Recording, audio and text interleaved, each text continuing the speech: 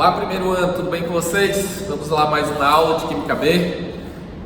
Hoje a gente vai falar sobre dissociação e ionização.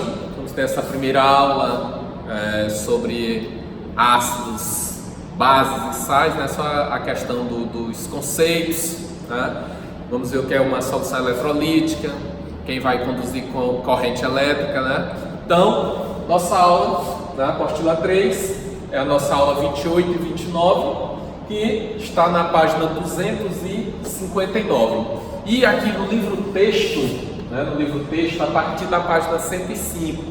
E isto aqui você deve sempre complementar seus estudos, viu? Porque tem algumas informações a mais, alguma questão histórica e algumas gravuras, né? Algumas representações que é bom vocês estarem visualizando, né? Estudando isso aí, beleza?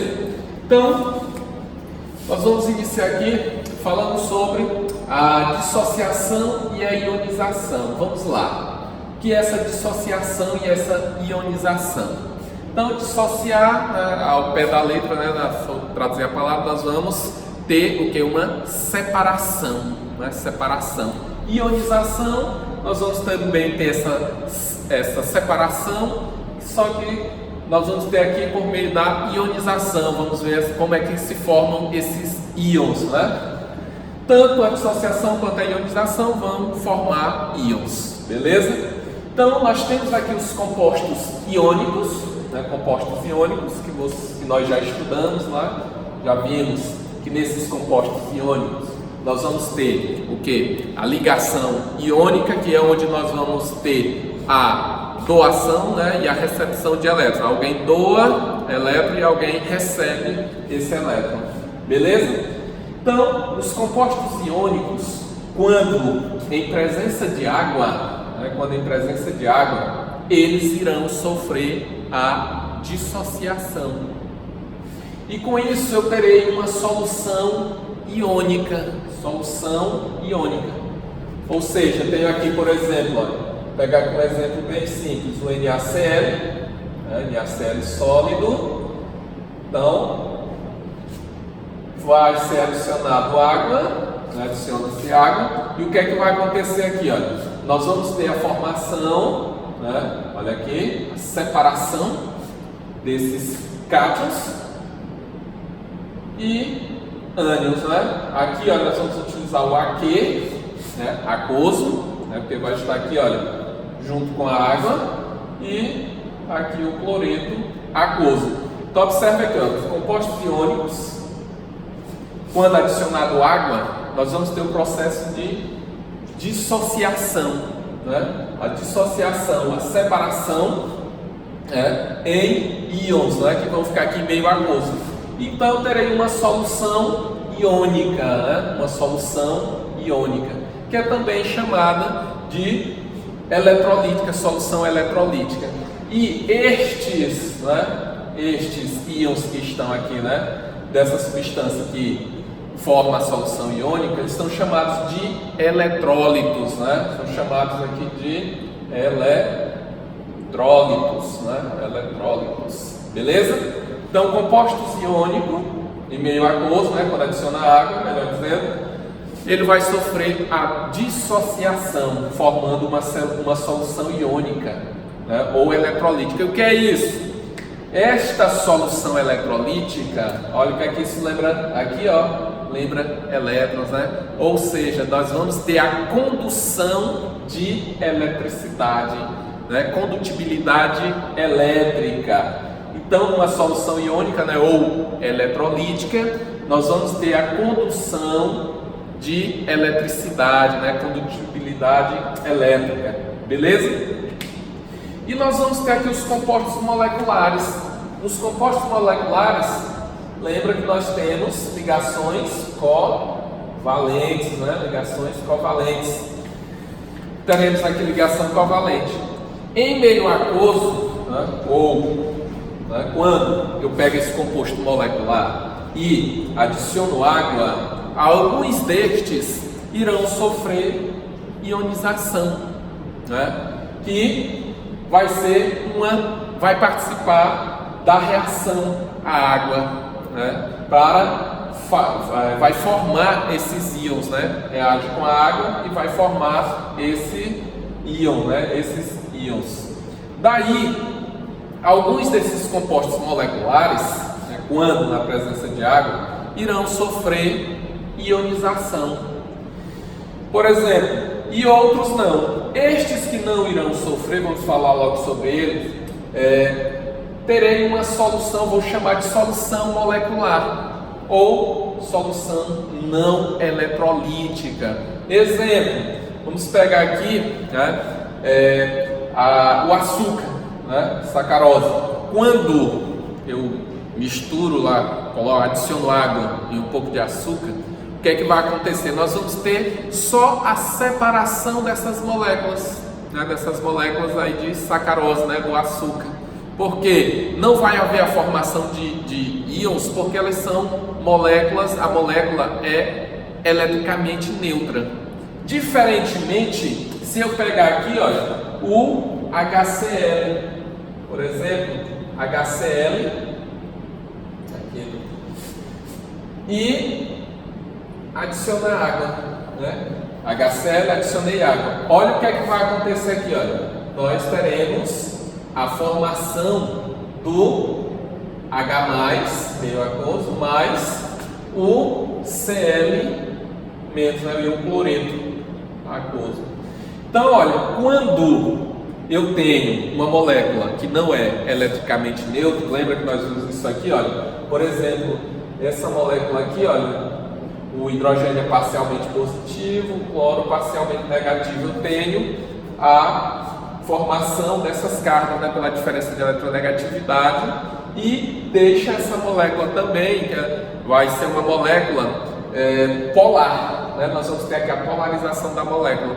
Então, quando uma molécula não é eletricamente neutra, o que é que vai acontecer? Quando adiciona água, vai ter a formação, né, de íons, né, íons cátions e íons ânions. Então, eu terei uma solução eletrolítica, né? Uma solução iônica ou eletrolítica.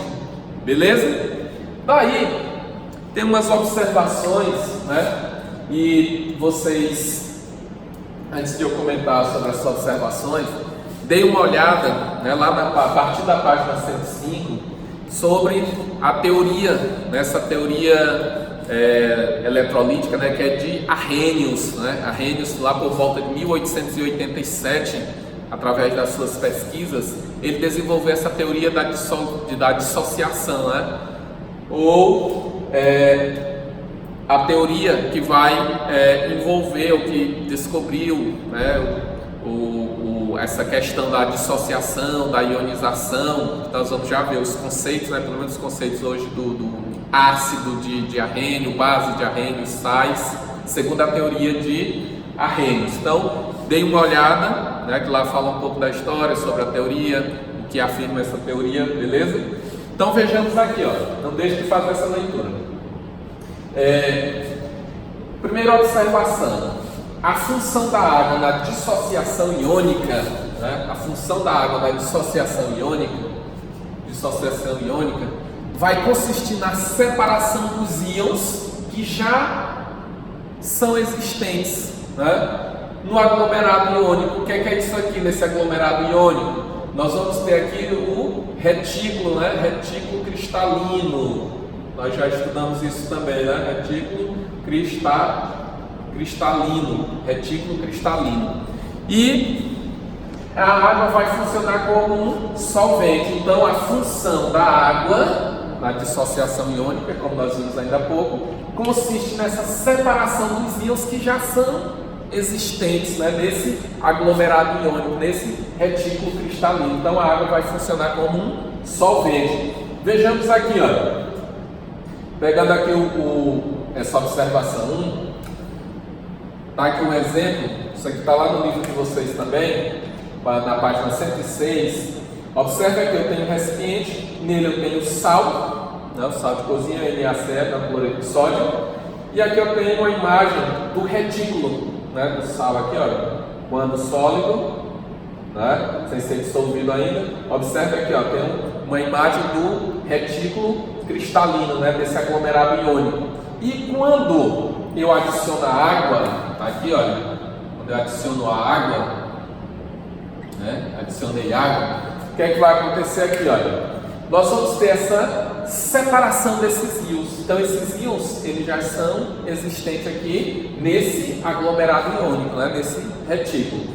Então o que é que vai acontecer? Isso aqui nós estudamos lá nas ligações, nas interações, melhor dizendo, sobre a interação íon-dipolo, né, nas interações íons dipolo, que nós vamos ter aqui, olha, observem, olha, essa bolinha preta é o cátion, Na+, e essa branca aqui é o cloreto. Então, quando na presença de água, o que é que vai ter aqui, olha? A molécula de água, a parte negativa, né, o oxigênio, vai ficar virada para o cátion Na+. Então vai ficar em volta, né, desse cátion, né? Da mesma forma, aqui do cloreto, né, do íon cloreto, a parte positiva, no caso, o hidrogênio da água, vai ficar, né, aqui virado para o cloreto, né, vai ficar envolvido nesse íon. Então nós teremos aqui, nesse caso, a água de solvatação, né, a água de solvatação, beleza? Então, nesse momento aqui, olha, quando está no meio aquoso, eu tenho este formato aqui lá na dissociação, beleza? Na ionização, né, nós teremos aí a água como reagente, Então isso aqui vai ser o fator predominante para a formação dos íons, né, para a formação de íons. A água como reagente vai ser fator determinante para a formação dos íons, beleza? E uma outra observação aqui é que os principais compostos moleculares que sofrem ionização são os ácidos e a amônia, né? Vamos já ver os ácidos, vai estudar, na próxima aula a gente vai estudar propriamente os ácidos, mas os compostos moleculares, ou seja, os compostos que têm ligação covalente, né, eles se ionizam, né, os principais que se ionizam, principalmente vai ser os ácidos e a amônia, certo? Beleza? Vamos aqui aos conceitos de ácido e base. Só apagar aqui o quadro e a gente continua. Bem, pessoal, aí pela teoria de Arrhenius, né, como eu falei para vocês, nós vamos ter os conceitos, né? Os conceitos de ácidos, que é um ácido, que é uma base, e o que vem ser um sal, segundo a teoria de Arrhenius.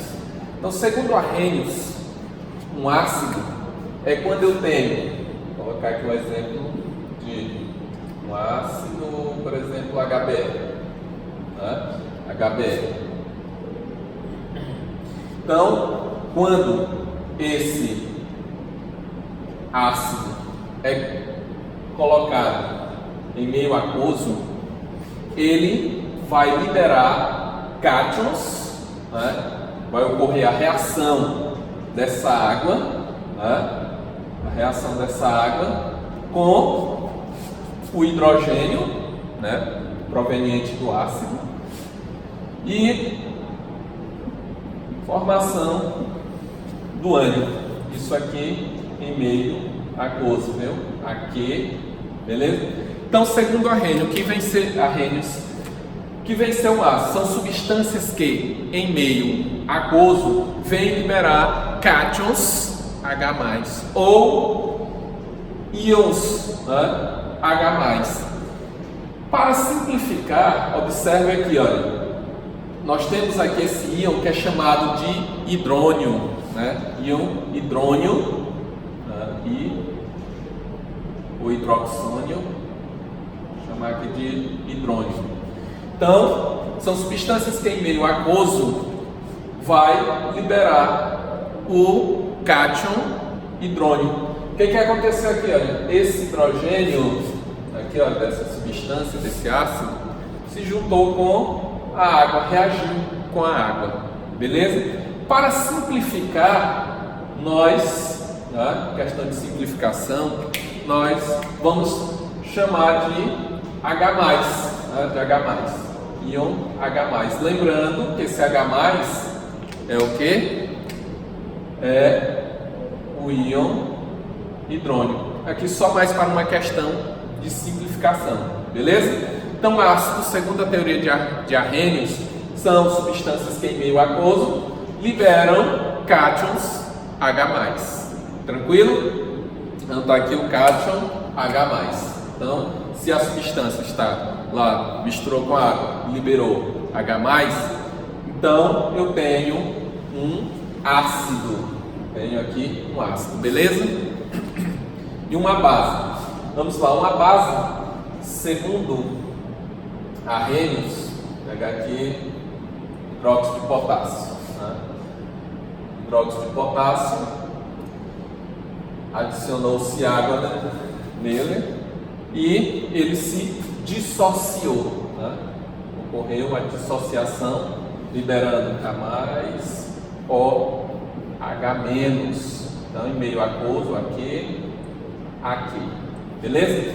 Então, segundo a teoria de Arrhenius, uma base vem ser uma substância que, em meio aquoso, né, ela libera ânions OH-. Isso aqui eu vou chamar de, você já conhece também, hidroxila.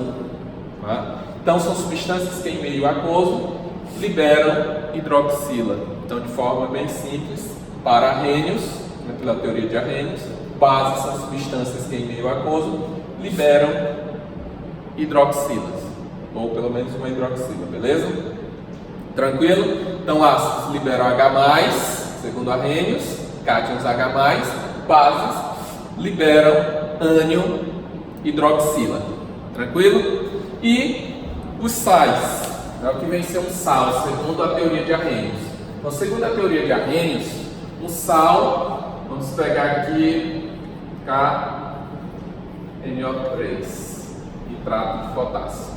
Então, segundo Arrhenius, um sal, quando colocado em meio aquoso, nós vamos ter aqui a liberação, né, como nós vimos, de cátions e ânions, né, liberação de cátions e ânions em meio aquoso, só que, o que acontece aqui?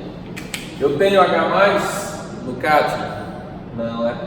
Tenho H- no ânion, dessa dissociação aqui, desse sal? Não, é?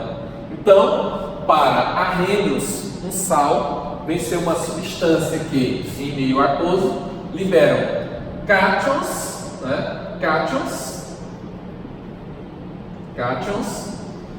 e ânions, diferentes de H+, né? O cátion de H+, e o ânion diferente de OH-. Então, cátions diferentes de H+, e ânion diferente de OH-. Então, para Arrhenius, se eu tenho uma substância, coloquei em meio aquoso, e ela se dissociou, no caso aqui o sal se dissociou, e liberou cátions, só que cátions diferentes de H+, e ânions diferentes de OH-, então aqui eu vou ter um sal, beleza? E, para finalizar, pegue a apostila de vocês aí na página 260, tem uma tabelinha que mostra aí característica dos componentes, né? E a condutibilidade elétrica, né? E o estado físico dessa substância, né? Desses compostos. Então vamos lá. O iônico, né? Característica dos compostos, dos componentes, né? Se ele for iônico, o que acontece? Acompanhe, ó, no estado sólido não conduz corrente elétrica, no líquido vai conduzir, no gasoso não, e em solução aquosa conduz corrente elétrica.